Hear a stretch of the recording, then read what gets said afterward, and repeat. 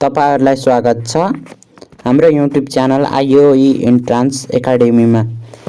आज तपाईहरुलाई हामीले पढाउन गइरहेको टपिक रहेको छ हेभी मेटल्स। पहिला सब्स्क्राइब गरिदिनु। अब हेर्नु तपाईले चाहे तलको त्यो घण्टीसँग खेल्नुहोस्, लात्तीले हान्दिनु त तल सब्स्क्राइब भन्ने ठाउँमा लात्तीले हान्दिनुस्। ल लात्तीले हान्दिनु। अब ल स्टार्ट गरौँ आजको topic heavy metals. Group IIB of periodic टेबलमा जिंक, आइरन, मर्करी र लिड भरे अनि के हुन् भोलेटाइल ग्रुप भए। यिनीहरूको इलेक्ट्रोनिक कन्फिगरेसन n-1 d को पावर 10 NH2 भयो। अब सुरुमा जिंक रहेको छ। जिंकको एटोमिक नम्बर रहेको छ 30 र एटोमिक मास रहेको छ 65.37 र यसको electronic configuration 1s2 2ss 2p6 3s2 3p6 3d10 4s2 हैन। अब यसको ओर्स के ओरबाट निकालिन्छ? Zinc blend ZnS, zinc spark ZnCO3, zinc aside ZnO, फ्रैंकिलाइट ZnO Fe2O3, siliceous zinc ZnSiO2 H2O। Siliceous भनेपछि त्यसमा सिलिकन मिसिएको हुन्छ र यो आईओई को पास्ट क्वेशनमा पनि आएको छ र सीटीबीटी मा पनि आएको छ। नै सीटीबीटी नै त्यो के भन्छन् रे बीएससी सीएसआईटी। अब अर्को रहेको छ zinc is mainly extracted from zinc blende and calamine. Zinc blende भनेको ZnS हो हैन। अब त्यसपछि commercially extracted by carbon reduction process from zinc blende. यसको मेन ओर भनेको zinc blende ZnS sulphide ore हो। In this process, reduction is carried out by Belgian process, by vertical retort process or Silesian process. Impure zinc कसरी reduction गरेर zinc स्पेल्टर को रूपमा यसलाई obtain गर्न सकिन्छ? स्पेल्टर प्युरिफाई गर्न सकिन्छ इलेक्ट्रोलाइसिस द्वारा। Zinc brittle is at ordinary temperature हैन। अब dry air has no action on zinc हैन, तर moist air forms ZnCO3 3 ZnOH वोल्टाइज on the surface of metal. सर्फेसमा यो कम्पाउन्ड बनाउने भयो अनि Zn+O2 रिएक्ट गर्दा 500 डिग्रीमा white clouds of zinc oxide. यो इम्पोर्टेन्ट छ। प्योर जिंक वाटरसँग रिएक्ट गर्दैन, तर impure zinc slowly decomposes boiling water, तर quickly decomposes steam and इभोल्भड H2O उत्पादन गर्ने भयो र जिंक कपल र वाटर मिलाउँदाखेरि ZnO प्लस H2 हुने भयो। एक्सेस अल्कालिजले सोलुबल जिंकेट बनाउँछ जिंकसँग। अब ग्याल्भनाइजेसन भनेको के हो? प्रोसेस यो आछ यो बहुत इम्पोर्टेन्ट छ। Process of coating zinc layer हैन आइरन को सर्फेसमा रोक्नको लागि, आइरनलाई रस्ट हुनबाट रोक्नको लागि। Resistive character towards zinc toward rusting and corrosion. Galvanization electrolytically वा आइरन डिपिङ मोल्टेन स्टेट और बाई स्प्रेइङ मोल्टेन जिंक और अन आइरन शीट हैन। त्यसपछि अर्को रहेको छ हाम्रो zinc is used for desilverization of lead, सियरिङ iron, precipitation silver and gold in cyanide process as negative electrode in battery का रूपमा हैन। अब जेन्थ्यान प्रोड्युस NO ग्यास केसँग रिएक्ट गर्दाखेरि हुन्छ? डिलेज सँग जेठेन रिएक्ट गराउँदाखेरि NO ग्यास निक्लिन्छ। त्यसपछि कम्पाउन्ड जिंक का रहेका छन्? जिंक अक्साइड रहेको छ ZnO हैन। यसलाई फिलोसोफर्सुल जिंक व्हाइट, चाइनिज व्हाइट का रूपमा बुझिन्छ। अनि व्हाइट पाउडर के हुन्छ? Yellow on heating and again white on cooling.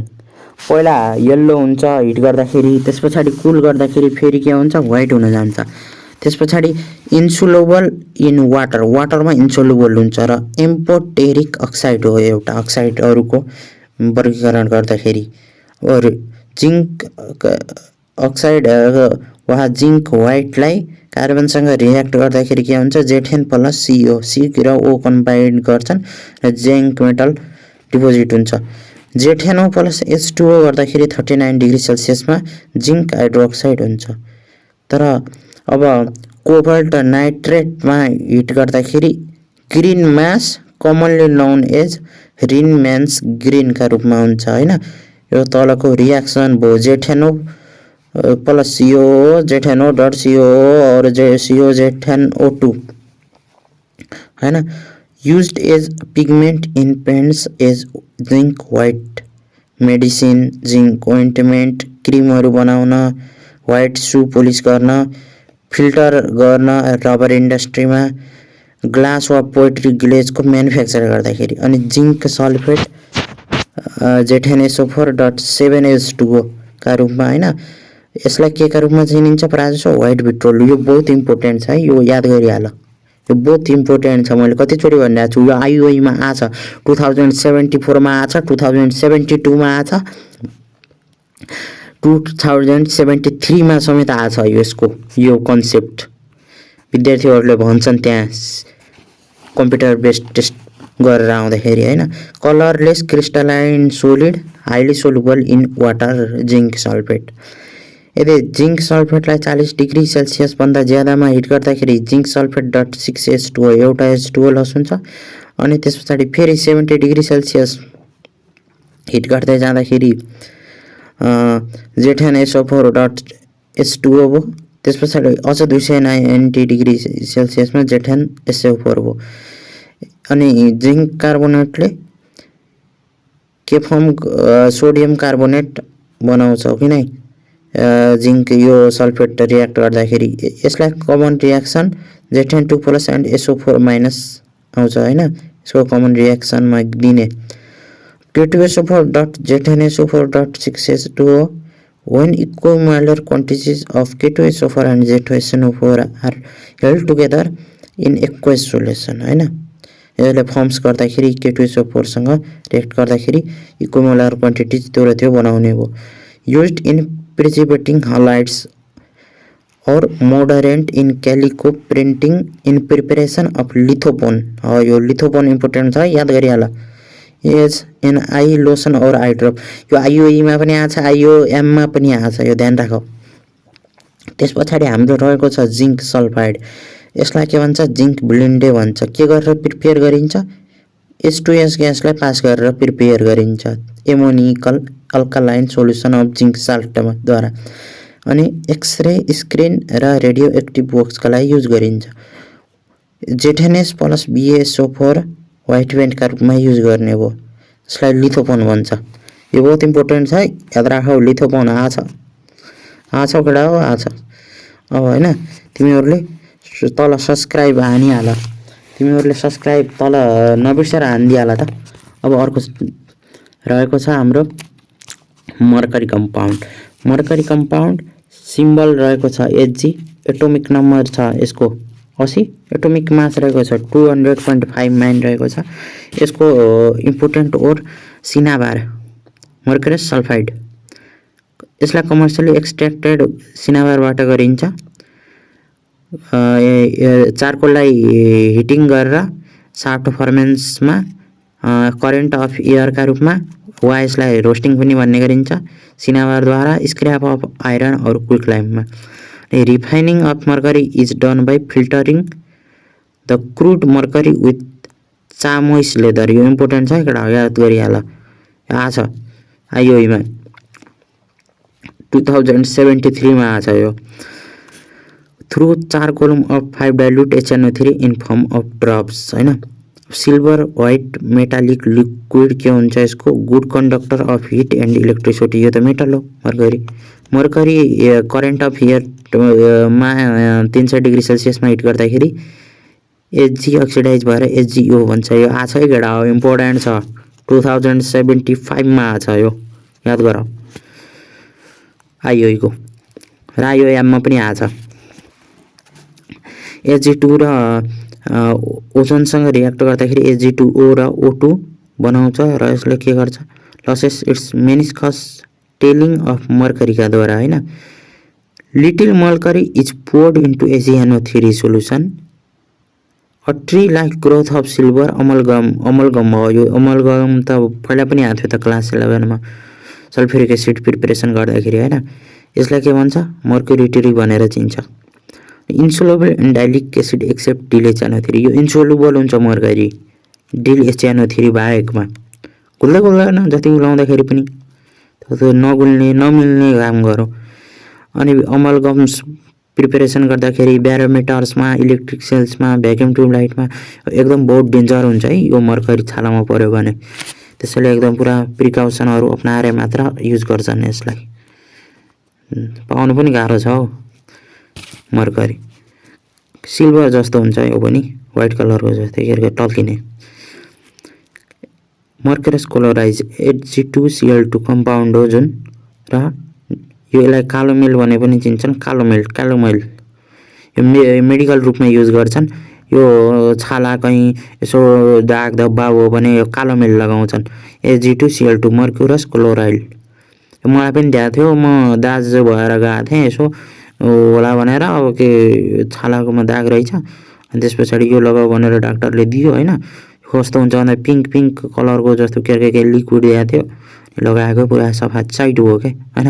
यसलाई पुरा इन्सोलुबल वाटर व्हाइट एमोर्फस र टेस्टलेस हुन्छ हो किन। यसलाई कसरी प्रिपेयर गर्छन् भन्दाखेरि HgCl2 र Hg मिसाउँदाखेरि Hg2Cl2 हो र यो घुल्ने चाहिँ नघुल्ने चाहिँ एक्वारेजिया र कन्केसियल in presence of oxidizing agent dissolve नै घुल्ने घुल्छ यसमा।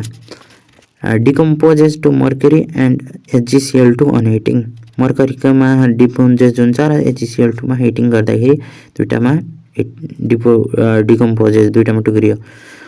AgNO3 प्लस 2HCl Hg2Cl2 र 2HNO3 र यसलाई गोल्डन कलर्ड सिरामिक्स कालो मेल इलेक्ट्रोड इन्टेस्टियल एन्टिसेप्टिक एन्ड एज पर्गेटिभ हो। यो मैले भने हैन यो खाए बेला पछि पुरा पखाला लगाइदिन्छ यो थोरै खान हुन्न।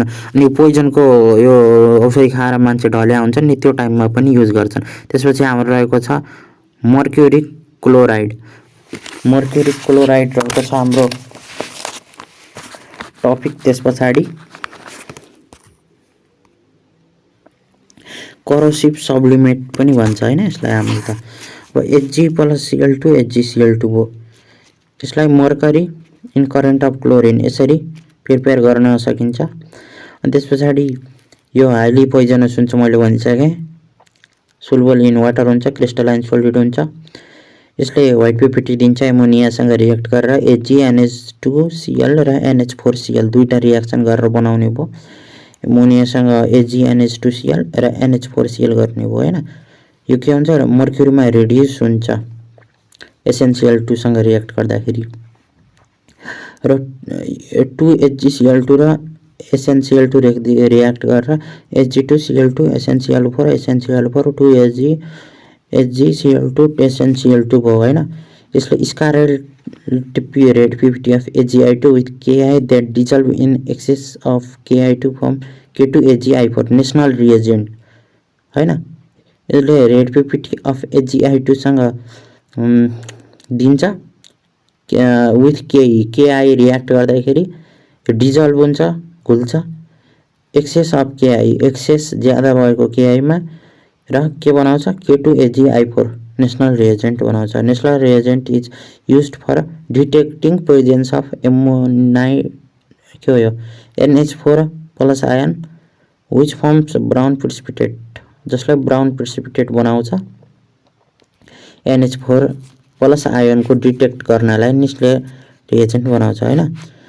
यो डिस इन्फेक्टेन्ट का रूपमा प्रयोग गरिन्छ यो कालो मेल भन्ने हैन। अब त्यसपछि यसले के बनाउँछ